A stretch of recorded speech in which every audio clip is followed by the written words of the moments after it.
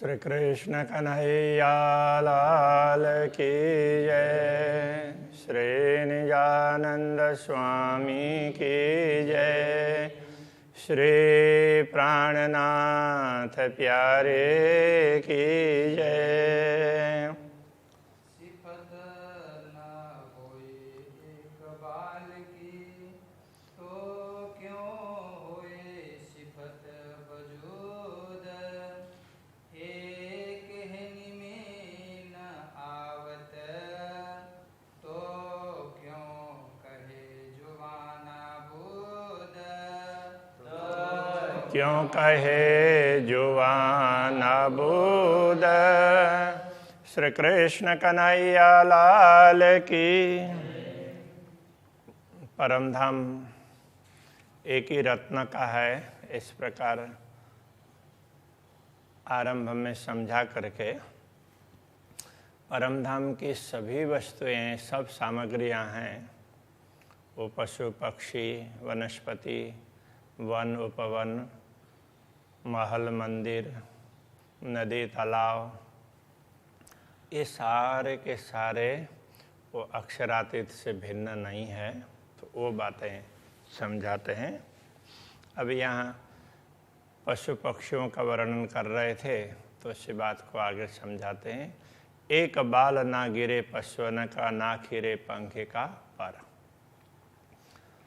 पशुओं का एक बाल भी नहीं गिरता है। कहने का तात्पर्य कोई नाश होने वाली वस्तु ही नहीं है, बिगड़ने वाली कोई वस्तु नहीं, कोई विकार नहीं है। तो निर्विकार कहते हैं, निर्विकारम सनातनम। तो निर्विकारता को समझा रहे हैं। तो इसी प्रकार पक्षी का एक पंख भी नहीं निकलता है। पात पुराना ना हो भाई, तो वृक्ष का पत्ता गिरने की बात तो दूर रही, वो पुराना भी नहीं होता है। जहाँ देखते हैं वहाँ जैसा चाहिए, जहाँ कोमल चाहिए वो कोमल ही दिख रहा है, और जहाँ थोड़ा सा कोमल से थोड़ा सा और परिपक्व बना है वैसे ही दिखेगा, किंतु कभी भी वो सूख करके गिरेगा नहीं, सूखेगा ही नहीं। गिरने की तो बात ही दूर रही। अरस जंगल या जानवर, परम धाम के वन जंगल वृक्ष वनस्पतियाँ और पशु पक्षी, इन सब की ये स्थिति है। इन जिमी के जानवर ताए देखत हक नजर। ऐसा क्यों होता है? तो इसके लिए कहते हैं, इस भूमि में जो भी पशु पक्षी है ना, उन पर पूर्ण ब्रह्म परमात्मा की ही दृष्टि बनी रहती। जहाँ परमात्मा की दृष्टि होगी तो वो कहाँ सूखेगा, सूखा भी वो हरा हो जाता है। ये दिल में तो आवही जो रूह देखे विचार कर। तो ये बात हृदय में तब आएगी जब आत्मा इस पर विचार करेगी। इसलिए आत्मा से विचार करना चाहिए। पारना खूबी खुशबोए को, पारना पशु पंखियन। वनस्पतियों की शोभा, उनकी सुगंध, उसका भी कोई पारावार नहीं है। पारन पशु पंखियन, पशु पक्षियों का भी कोई पारावार नहीं है। उनमें कितनी सुंदरता है। मीठी वाणी अति बोलत, अंग शोभित चित्रामन। तो वो मीठी वाणी बोलते हैं और उनके अंग प्रत्यंग विभिन्न प्रकार की चित्रकारी से सुशोभित हैं। शोभा क्यों कहूँ रंग सुरंग की, नयन श्रवण चोचवान। उनकी शोभा, उनकी बातें क्या कहें।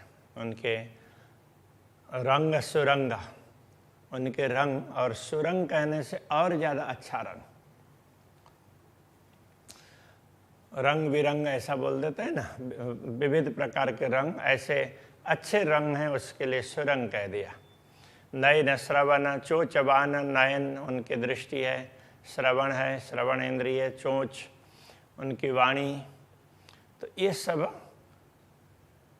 में विशेषता है। पशु हो या पक्षी हो, वैसे तो श्रवण इंद्रिय तो पक्षियों का दिखता कम है। सुख देवें कई भांत सो, कई बोले मीठी जुबान। तो वो विभिन्न प्रकार से मीठी मीठी वाणी से कुछ न कुछ बोलते रहते हैं और सबको सुख पहुंचाते हैं। एक कहा ककोरे जावे खेल के, कई हंसावे मुख बोल। इन पशु पक्षियों में कोई एक कहने से ना, एक ही बात नहीं, कोई ऐसा कहना पड़ेगा। कोई तो उनको खेल करके ले जा रहे हैं, कोई कुछ बोल करके ले जा रहे हैं, जिनमें जो जो क्षमता है ना, तो जिस जिस प्रकार की कला में वो निष्णात है उस प्रकार से वो करते हैं। कोई नाही निमुना इनका जो दीजिए इनकी तौल है, इनका उदाहरण कोई है ही नहीं इसके लिए, और इनकी तुलना किसी से की नहीं जा सकती। ये बस इसी यही हैं, तो इसलिए इनका कोई उदाहरण नहीं है। शोभा लेता जिमी जंगल माए टोले कई खेलता, ये जंगलों में टोला टोला होकर के समूह समूह में खेलते हैं, तो इनकी शोभा बड़ी ही बढ़ती है। ए खूब खिलौने हक के ए बुजुर्ग इन निश्वत, तो ये वास्तव में पूर्ण ब्रह्म परमात्मा के खिलौने ही हैं, और इनका संबंध भी धामधनी के साथ में बड़ा ही विशिष्ट प्रकार का है। जब धनी चाहते हैं ये तुरंत तैयार हो जाते हैं, ऐसा इनका संबंध है। कई पीऊ पीऊ कर पुकार रहे, कई करे खसम खसम, कोई पीऊ पीऊ कह करके बोलते हैं, पुकार करते हैं, कोई खसम खसम कहेंगे स्वामी स्वामी। कई धनी धनी मुख बोलही, कई कहे भी तुम, कोई कहेंगे कि ये धनी, तो कोई कहेंगे आप ही हैं सब कुछ। इस प्रकार से न कहने का तात्पर्य यह है कि ये धनी आप ही सब कुछ हैं, हमारे तो सर्वस्व आप ही हैं, इस प्रकार से गुणगान करते रहते हैं। इन विदमय केते कहूँ बोले जुआ आने का, ऐसे ये अनेक वाणी से बोलते हैं, उनके कितना वर्णन करें। पर सबों यही जिक्र कहे मुख वायदत एका, किंतु सब यही जिक्र करते हैं, यही स्मरण करते हैं अक्षरातीत धामधनी का, और सब में वो अद्वैत भाव है। वाहिद का अर्थ अद्वैत, वाहिद का ही वायदत ऐसा कहा। घास करत है सेजदा करे सेजदा दरखत, पशु पक्षी तो चलते फिरते हैं, जो घास वगैरह हैं वो भी धामधनी को नमन करेंगे। वो जहाँ हैं वहीं खड़े रहते हैं, इधर उधर जा नहीं सकते, तो उनकी रचना इस प्रकार से ही बनाई है, किंतु वहीं वो खड़े खड़े झुक करके दर्शन करते हैं। करे सेजदा दरखत, ऐसे वृक्ष वगैरह भी प्रणाम करते हैं। तो क्यों न करे चैतन्य यूँ फुरमा फुरमावत, तो ऐसे विभिन्न धर्म ग्रंथों में ऐसा समझाया, और स्वयं परमात्मा ने सदगुरु के द्वारा संदेश भिजवाया न, फुरमान का तात्पर्य आदेश।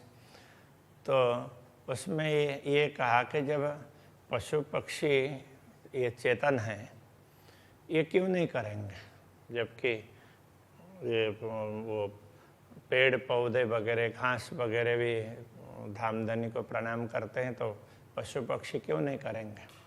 तो चेतन तो सभी हैं, किंतु यहाँ चेतन कहने से ये चार हैं, चलने वाले हैं, चलने फिरने वाले, जो एक जगह रहने वाले ही नहीं करते हैं, तो चलने फिरने वाले क्यों नहीं करेंगे।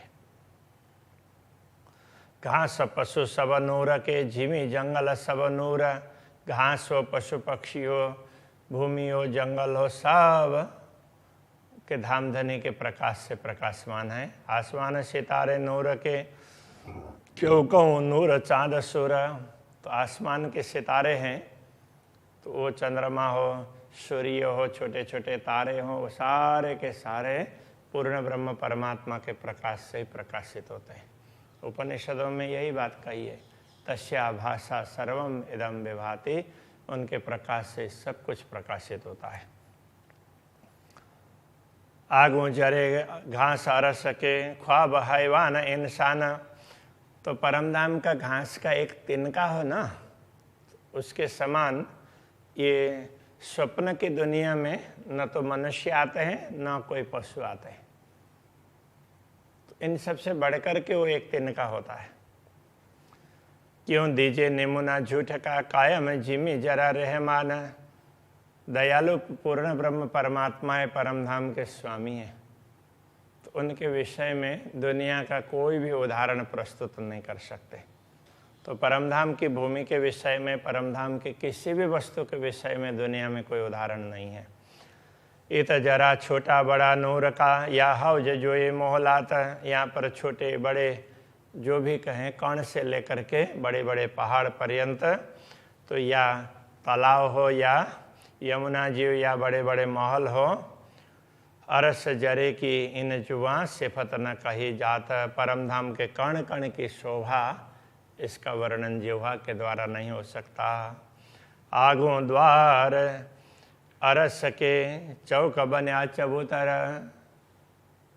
रंग परमधाम में मुख्य स्थान है रंग भवन, मूल मंदिर रंगमहल। तो उसके सामने तो क्या है, बड़ा चौक बना है, चबूतरे हैं उसमें। कबो हक तखत बैठे आगे खेले जानवर, कभी कभी तो वहाँ पर वो चबूतरा है, 2 चबूतरे हैं, उसमें वृक्ष है।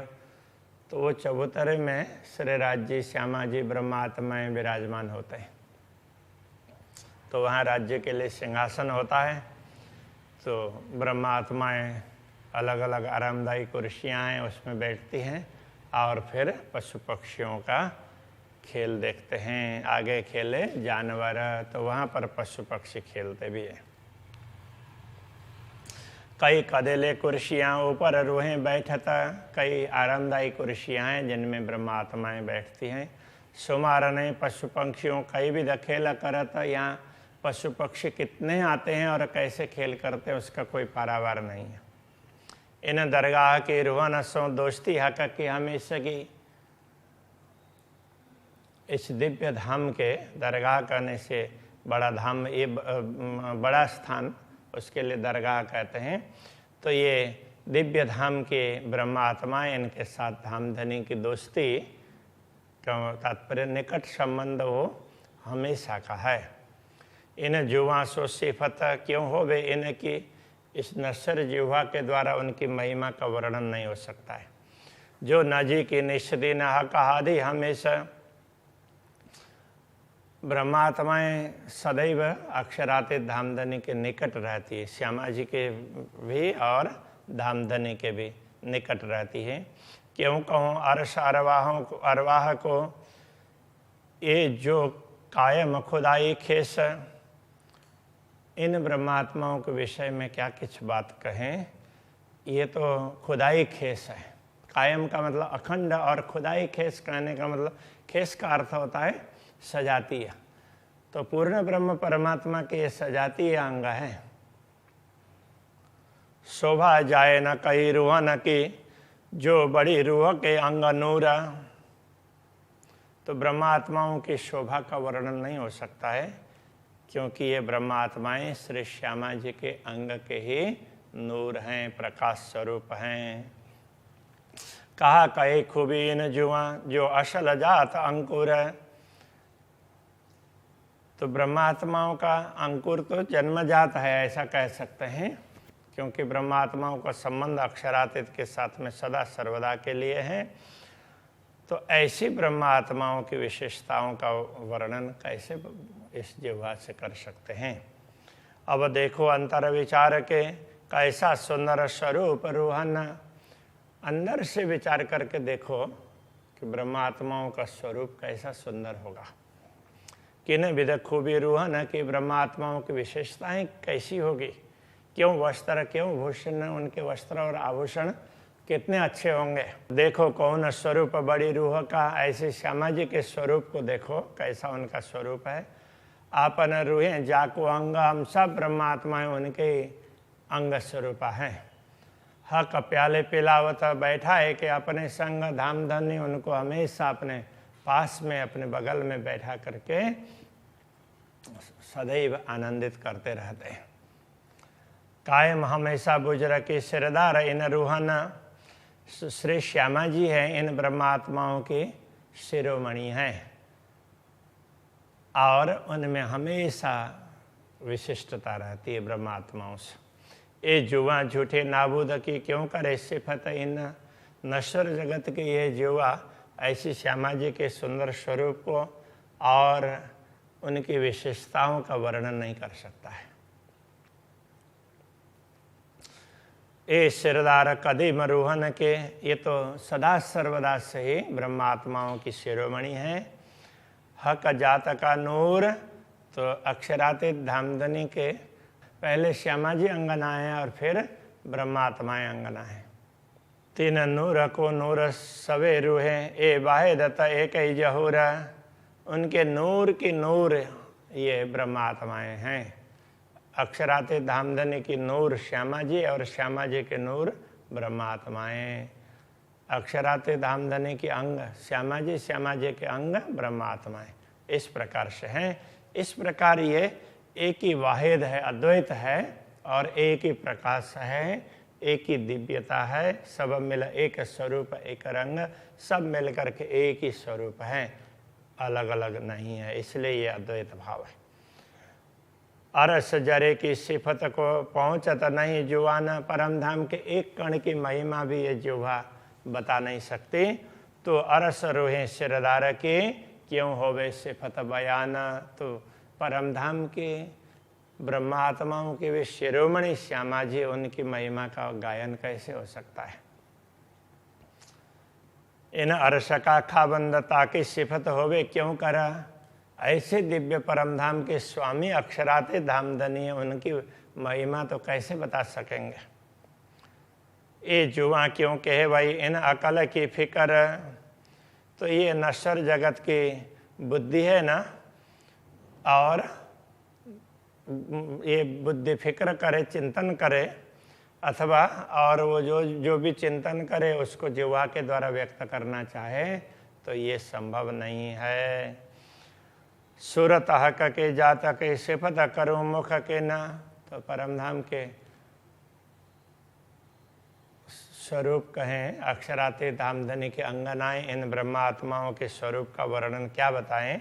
जुवा न पहुँचे जरे लगा तो कैसा शब्द कहूँ इन, तो ये जिह्वा तो एक कण का भी वर्णन नहीं कर सकती है, तो ब्रह्मात्माओं को वर्णन कैसे कर पाएगी।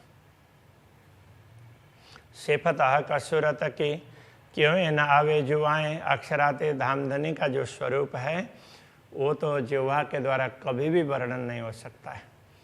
कछु लज्जत तो पाइए जो आवे फैल हाल माहे, कभी आनंद तो तभी प्राप्त होगा जब उसको हम अपने जीवन में हमेशा उतार सकें। कहने का तात्पर्य है कि यह है कि हम अपने व्यवहार से, अपने आचरण से, मन वचन कर्म से अक्षरातीत धामधनी हमारे स्वामी हैं और हम उनके अंग स्वरूप हैं। इस प्रकार से हम समझ लें तो उसको आत्मसात कर लें तो आनंद का अनुभव हो सकता है।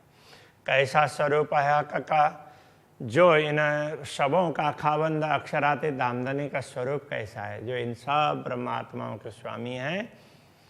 क्यों देव निमुना इनका, इन जुआ मत भेद मत मंद, उनका उदाहरण कैसे दिया जाए। तो ये जिह्वा और ये बुद्धि,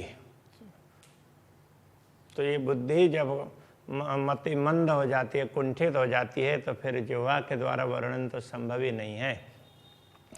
शोभा सुंदरता जात की एक हक जात सूरत, तो ब्रह्मात्माओं की शोभा और सुंदरता श्यामा जी और ब्रह्मात्माओं की है। शोभा सुंदरता जात की एक हक जात सूरत, तो श्यामा जी और ब्रह्मात्मा इन सबको हक जात ऐसा कहा है। उनके स्वरूप की और उनकी सुंदरता के विषय में क्या कहें। अंतर आंखें खोल तो अपने रूह के इत, अपने आत्मा की अंतर चक्षु को खोल करके तुम इस शोभा को देख लो। रहे ठाड़ी इन जीमी पर देखा अपना खसम, आत्मा को समझाते हुए कह रहे हैं, आत्मा तुम दुनिया में खड़ी रह करके अपने धामधनी के दिव्य स्वरूप के दर्शन कर। देख मिलावा अर्श का, परमधाम के मिलन का भी दर्शन कर। परमधाम की बैठक अथवा जहाँ ब्रह्मात्माएं सब इकट्ठी होती है, श्रीराज श्यामा जी बैठते हैं, तो ऐसे भूमिका का, ऐसे स्थान का विस्मरण कर और देख अपने रस्म और अपने रस्म, अपनी रीत भांत तुम क्या कर रहे हो, ऐसा अनुभव कर रहे हो, उसको भी देख लो। देख तले तरफ जिमिया के उज्ज्वल ज्योत अपार। तो इस दिव्य परम धाम की भूमि के विषय में थोड़ा सा विचार कर लो। उज्ज्वल ज्योत अपार, तो ये भूमि में तो उज्ज्वल ज्योति है और उसका कोई पारावार नहीं है। बन रोशन भरिया आसमान लो, किरणा नहीं सुमारा। तो यहाँ भूमि का प्रकाश है वो भी आसमान तक पहुँचता है। और भूमि में जहाँ जहाँ वृक्ष वगैरह खड़े हैं, जंगल है, वन है, उपवन है, बगीचे हैं, तो उन सब का प्रकाश तो आसमान में समाता ही नहीं है। तो किरणा नहीं सुमारा, उनका किरण है, उनसे जो किरणें निकलती है उसका कोई पारावार नहीं है। इस प्रकार समझा रहे। अभी के प्रश्न को यही रखते हैं। श्री कृष्ण कन्हैया लाल की जय। किरणा नहीं सुमार, किरणा नहीं सुमार। देख तले तरफ जिमिय के, देख तले तरफ जिमिया की। उज्जल ज्योत उज्जल अपार, ज्योत अपार। वन रोशन भरो आसमान वन रोशन भरिया आसमान लो, लो। किरणा नहीं सुमार, किरणा नहीं सुमार। किरणा नहीं सुमार, किरणा नहीं सुमार।